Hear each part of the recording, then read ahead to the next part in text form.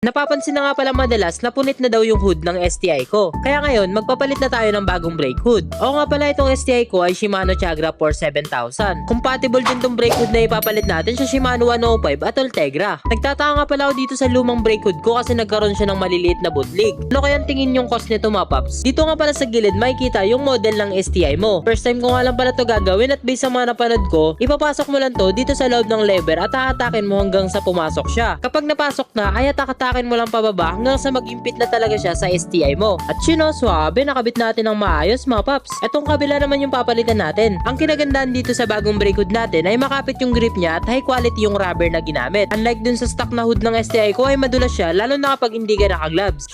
Okay na, mga paps, hindi na punit yung brake hood natin. Kung gusto nyo nga rin pala magpalit ng brake hood ay ilalagay ko na lang dyan sa yellow basket yung shop kung saan ko to nabili. Available din sa kanila yung iba pang model ng STI pati na din yung para sa Sensa. So yun lang, mga paps, ride safe palagi.